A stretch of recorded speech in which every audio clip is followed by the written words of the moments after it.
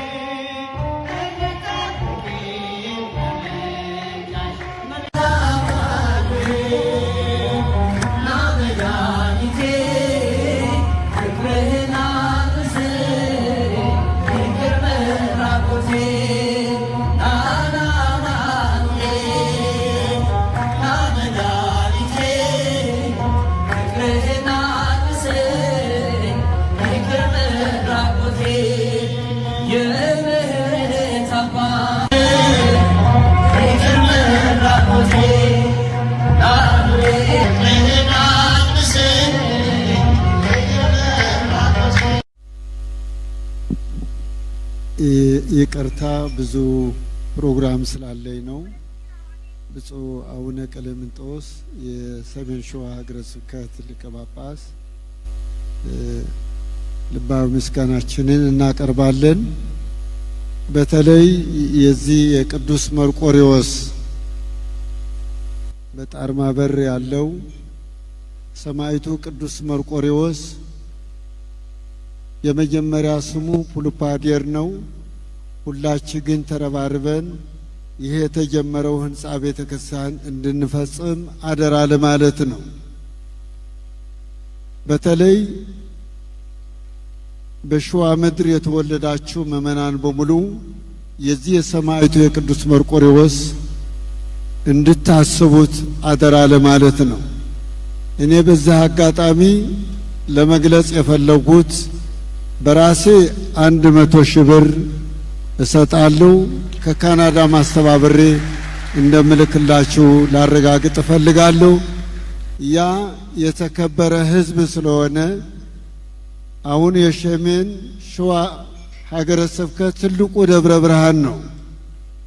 ደብረ ብርሃን የታሪክ ቦታ እንደመሆኑ መጠን ሁላችሁ እዚህም በአዲስ አበባ ያላችሁ ሀብታሞች በሙሉ ተረባረባችሁ ቅዱስ መርቆሬዎስን እንድታስፈጽሙ አደራ እላለሁ።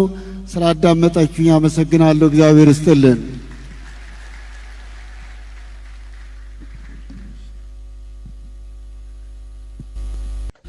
ስሙ ለዘላለም ይክበር ይመስገን።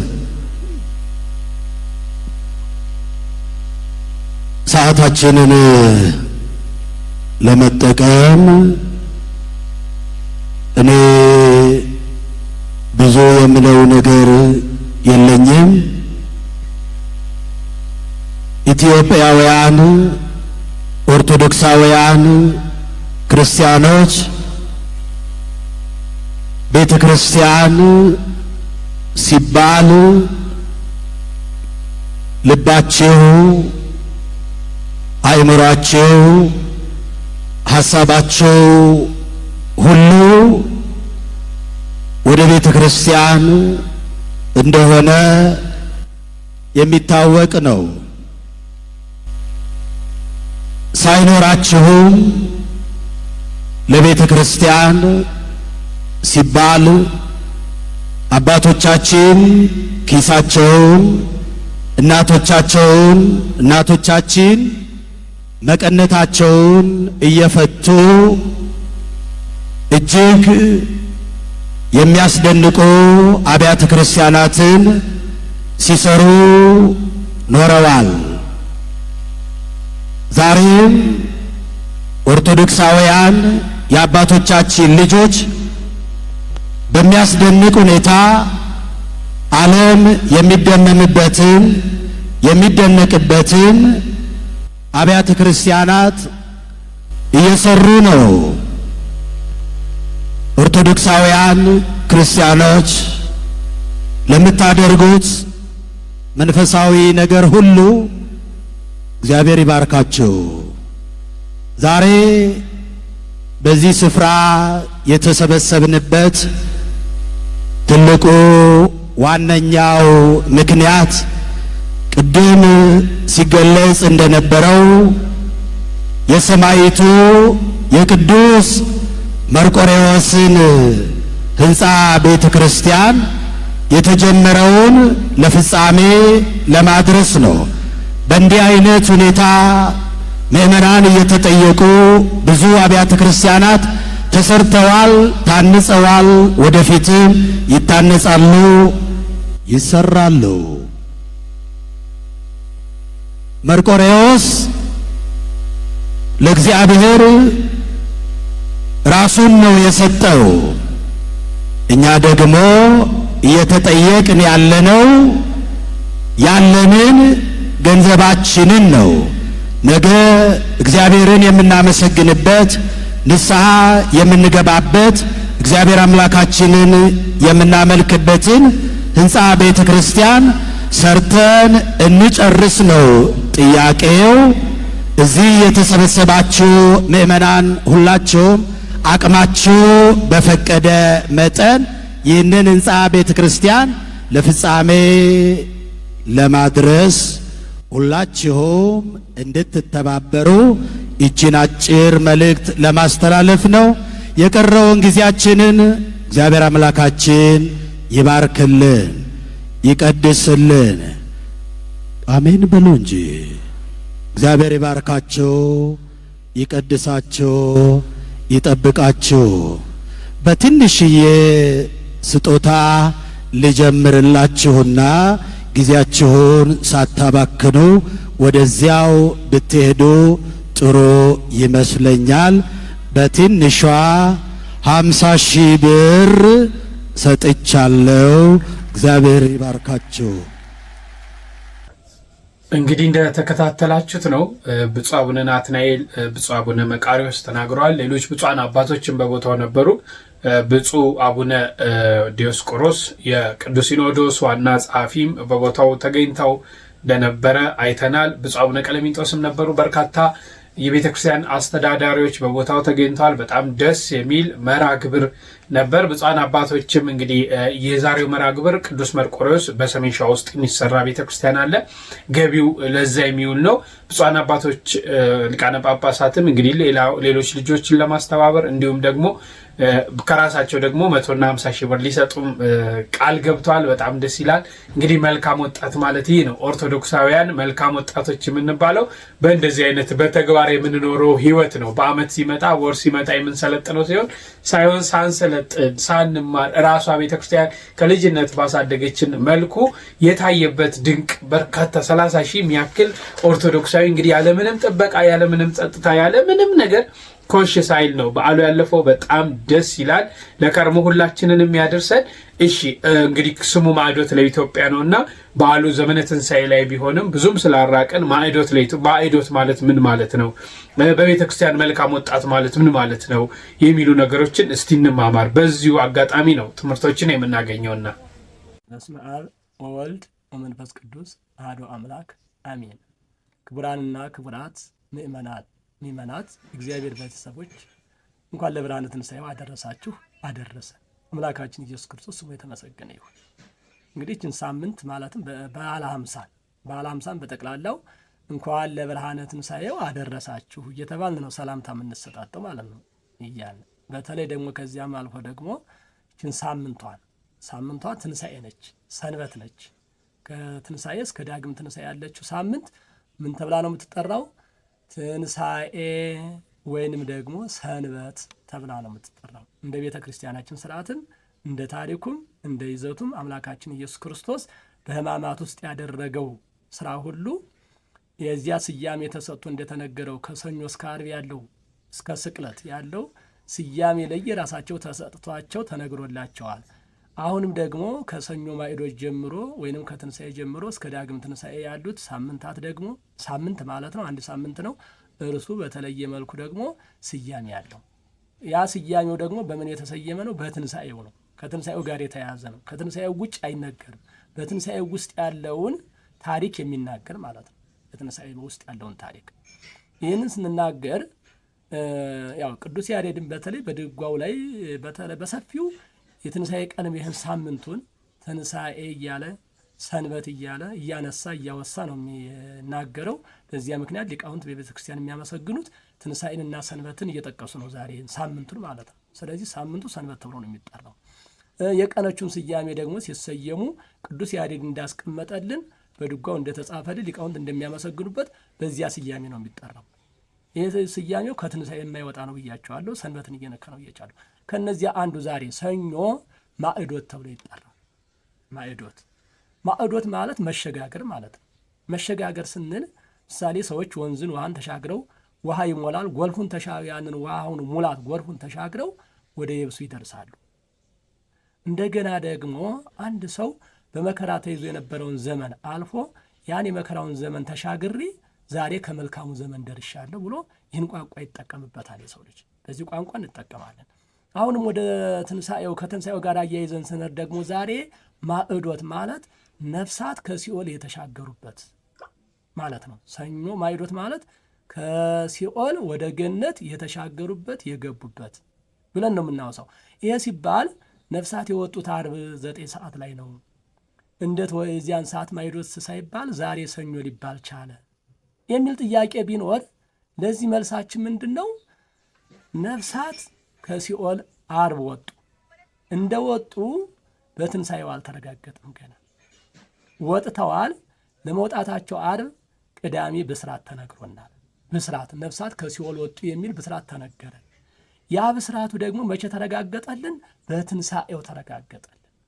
መድኃኒታችን ኢየሱስ ክርስቶስ 3 ሌት በከርሰ መቃብር አድሮ ተነስቶ ነፍሳትን ከሲኦል ማውጣቱን ብርሃነ መለኮቱን መግለጡን ለእኛ ተነገረ።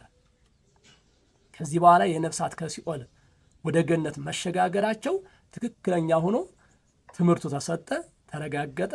ምስክር ራሱ መድኃኔ ዓለም ኢየሱስ ክርስቶስ ትንሣኤው ምስክር አድርጎ ነገረን። ያ ከተነገረልን በኋላ መቼ ማይዶት ተባለ? ሰኞ። ትክክለኛ ነው፣ ነፍሳት ከሲኦል ወጥተዋል። አምላካችን ኢየሱስ ክርስቶስ በትንሣኤው አረጋግጦልናልና ዛሬ ሰኞ ማዕዶት ብለን እናከብራለን ብላ ቤተ ክርስቲያን ወይንም አባቶቻችን ሊቃውንት ወስነው ዛሬ ሰኞ ማዕዶት ብለን እናከብራለን፣ ማዕዶት ብለን እንጠራታለን። የዛሬዋን ቀን ሰኞን ማለት ነው። በዚህ ማዕዶት ተብላ ተጠርታለች። ማዕዶት ሲባል ነፍሳት ከሲኦል የተሻገሩበት ብለን ያው ታሪኩን እንደምናገረው አሁንም ከዓርብ ጀምሮ እስከ ሰኞ ድረስ የነፍሳት ከሲኦል መውጣት፣ የነፍሳት ከሲኦል ወደ ገነት መሸጋገር ይነገራል። ስለሚነገር የዛሬዋ ቀን ማዕዶት ትባላለች ማለት ነው። ያው ስያሜው ሳምንቱም አለው ብያለሁ። ደግሞ የነገውን በነገው ዕለት እንነጋገራለን። አምላካችን ኢየሱስ ክርስቶስ ላስተማረን ለገሰጸን ክብር ምስጋና ይግባው። ይቆይ። ሁሉም ሃይማኖት ላይ ያለ ሰው ይህን ለሀገር ነቀርሳ የሆነ ወጣቱ ሰርቶ እንዳይለወጥ የሚያደርግ ትምህርት ሊቃወም ይገባል። ስሙት። ሊሰራ ማይወድ አይብላ ነው የሚለው። የማይሰራ አዎ ሰርተ ትበላለህ። ሰርተ ግን ሀብታም አትሆንም። ወጥረህ ሰርተ ባለጠጋ አትሆንም። የመጀመሪያ መኪናን እንዴት ነው የገዛው? በተአምር ነዋ። የመጀመሪያ ቤትን እንዴት ነው የሰራው? በተአምራት። እሱ እንደዚህ ብሎ የሚናገረው ዘይት እየሸጠ ከምዕመኑ መባና አስራት ብሎ ገንዘብ እየሰበሰበ ከዩቲዩብ ገቢ እያገኘ በሱ ትምህርት የደነዘዙ ሰዎች በሚሰጡት ገንዘብ ሀብታም ሆኖ ነው። ከዛም ባሰ ሲል የታምር ገንዘብ ወይም ሚራክል መኒ ያለ እያለ ሆዳቸውን በተስፋ ይሞላል። ታዲያ ይህን ያመነም ሰው ሰርቼ መለወጥ ማልችል ከሆነ ነቢያት የተባሉ ሰዎች ጋር ሊሄድና ላጸልይ ወደ ማለት ይገባል። ሁሌም እነሱ ጋር ይሄዳል። ይለውጣል ብለው የሚሸጡትንም ነገሮች ይገዟቸዋል። ለነሱ መገበር ይጀምራሉ። ስሙት። አሁንም እኔ በጴንጤ ሁሌ የምናደደው ሰው ጠንቋይ ቤት ሄዶ ሀብታም ይሆናል ብሎ ያምናል። ነብይ ጋር መጥቶ ሀብታም ይሆናል ብሎ ግን አያምንም። ወዳጆቼ ኃይሌ ገብረስላሴ እንቅልፍ አጥቶ ዳገት ቁልቁለት ወርዶ ለፍቶ ባገኘው ውጤት ነው አሁን ሀብታም የሆነው።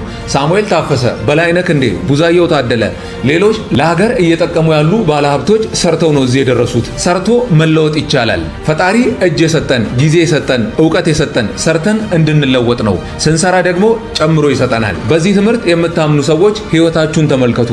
አሁን ላይ ለምን የምትፈልጉትን ኑሮ አትኖሩትም? የነሱ ባሪያ ሆናችሁ ለነሱ እንድትገብሩ ከሚያደርጉ ትምህርቶች ሽሹ። በብልሃት እንኖር። የእግዚአብሔርን ትእዛዝ በመጠበቅ የሚሄድ ከእግዚአብሔር ሕግ የማያፈነግጥ የእግዚአብሔርን ቃል እንደ ምግቡ እንደ ሕይወቱ እንደ እስትንፋሱ እየተነፈሰ የሚኖር ብለን ልንተረጉመው እንችላለን። ስለዚህ ልበ አምላክ ዳዊት ወደዚህ ነው ያመጣን። ሶሎሞን ደግሞ ምን ይላል? በጉብዝና ወራት ፈጣሪን አስብ ተዘከሮ ይላል። አምላክህን በጉብዝና ወራት አስበው ይላል። የሞት ቀናት ወይም የሚያስጨንቅ ጊዜ ሳይመጣብህ ፈጣሪን አስብ ይላል። ወጣት ማለት መልካም ማለት ነው። ስለዚህ መልካም ወጣት ማለት ጎበዝ ነው ካለ ጎበዝ ወጣት ምን አይነት ነው የሚለውን ደግሞ ይተረጉመዋል። ፈጣሪውን የሚያስብ ይላል። አየህ፣ ፈጣሪውን የሚያስብ የረሳ አይደለም። እግዚአብሔር የለም የሚል አይደለም። አያስፈልግም የሚል አይደለም። ከህይወቱ እግዚአብሔርን ያራቀ አይደለም። እግዚአብሔርን በህይወቱ የሚያስብ የሚለው ዝም ብሎ በህሊናው የሚያመላለስ ማለት አይደለም። በተግባራዊ ህይወቱ ራሱ እግዚአብሔርን የሚገልጠው የሚያሳየው ቅዱስ ዮሐንስ አፈወርቅ እንደተናገረው የሆነ ማለት ነው። ዮሐንስ አፈወርቅ ምን ይላል? ልክ አንድ ሰው እየተቀደሰ እየነጻ እየከበረ ምን እያለ ሲሄድ ቅዱስ ጳውሎስን እየመሰለ ይሄዳል። ቅዱስ ጳውሎስን እግዚአብሔር ለተባለ ሰማይ ፀሐዩ ነው ይለዋል። እግዚአብሔር ለተባለ ፀሐይ ሰማዩ ነው ይለዋል። በዚህኛው ሰማይ ላይ ፀሐይ ይወጣል። በሰማይ ላይ የተሳለውን ፀሐይ፣ ጨረቃ፣ ከዋክብት ሰዎች እያዩ በፍጥረታቱ እግዚአብሔርን ያደንቃሉ። ሰማይ መናገር ባይችልም በተሳለበት ስዕል በፀሐይ፣ በጨረቃ፣ በከዋክብትና በዚህ በመሳሰሉት ነገር ይናገራል ይላል ሊቁ።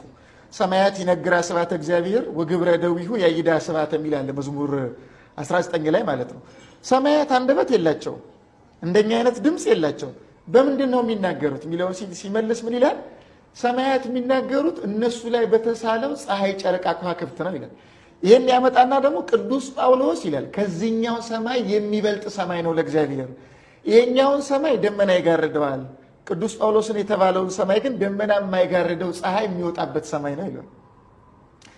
ስለዚህ ተመልከት፣ መልካም ወጣት የሚባለው ማለት ነው እግዚአብሔርን የሚያስብ ነው ከተባለ እንደ ቅዱስ ጳውሎስ ለእግዚአብሔር ሰማይ ሆኖ እግዚአብሔርን እንደ ፀሐይ ለሰው የሚያበራ ነው ማለት ነው። ልክ ፀሐይ ስትወጣ ቀን ላይ ጨለማ ይርቃል። ስለዚህ ጨለማ ማለት ድንቁርና፣ ኃጢአት፣ አለማወቅ፣ አለማስተዋል ይህን የመሳሰለው ነገር ነው። እግዚአብሔርን የለም ብሎ ማሰብ ፍልስፍናው ምኑ ነገር ነው። ቀኑ ደግሞ ግልጥ አድርጎ የሚያሳይ ነው። ሁሉን ነገር ለይቶ የሚያሳይ ነው። ያ ብርሃን የመልካምነት ምሳሌ ነው ራሱ ብርሃኑ። ስለዚህ አንድ ሰው ጎበዝ ሆነ ማለት በጉብዝና ወራት ፈጣሪን አስብ ስለሚል በሱ ሰውነት ውስጥ ፈጣሪ እንዲታሰብ ያደርጋል ማለት ነው። መምህሮቻችን እግዚአብሔር አምላክ ቃለ ሕይወት ያሰማልን። ፕሮግራማችንን ሳንጨርስ እስቲ ለአንድ ሰውዬ ለፓስተር ዮናታን ስልክ ደውሎለት ምን እንዳለው ይነግረናል። ሄሎ ፓስተር ዮናታን እንዴት ነህ? ሰላም ነው ወይ? ሰላም ደህና ነኝ። እንዴት ነህ አንተ? አለሁ እግዚአብሔር ይመስገን። አንድ ነገር ላማክርህ ነበር የደወልኩት። ምን ነበር? ዘንድሮ መልካም ወጣት ለመመዝገብ ፈልጌ ምንድነው ማድረግ ያለብኝ? መልካም ወጣት ለመማር ፈልጌ ነበር። ኦ መልካም ወጣት ለመማር ፈልገህ? ጥሩ ነው። ክፍያውን ክፍልና ተመዝገብ በቃ። ክፍያ አለው እንዴ? አዎ ክፍያ አለው። ክፍያውን ክፍልና ተመዝገብ። ግን እኮ ፓስተር የኛ ጋር አሁን ክረምት ላይ ሰንበት ትምህርት ቤት እንገባለንና ምንም ክፍያ ያስከፍሉንም። የእናንተን አላውቅም። መክፈል ከቻልክ ተመዝገብ። ኧረ በስመ አብ። ምን ነው? ምን ሆነህ ነው? ምን ነካ? ጥቁር ጉንዳን በላኝ። እንግዲህ ክፍያውን ካልከፈልክ አይቻልም የሚል ነገር ነው የሰማነው። ዞሮ ቤተክርስቲያን ግን አታስከፍልም። ሁልጊዜ ሰንበት ትምህርት ቤት ውስጥ ማሳለፍ እንችላለን። በየጊዜው ልጆቻችንን በዚህ ሁኔታ ማሳደግ እንችላለን። እኛም በቤተክርስቲያን የሚሰጡ ኮርሶችን እየወሰድን ራሳችንን ማሳደግ እንችላለን። በጣም ደስ ስላለኝ ነው ከመሸ ወደ እናንተ የመጣሁት። እንግዲህ በሌላ መርሃ ግብር እስክንገናኝ ቸርን ሰንብት።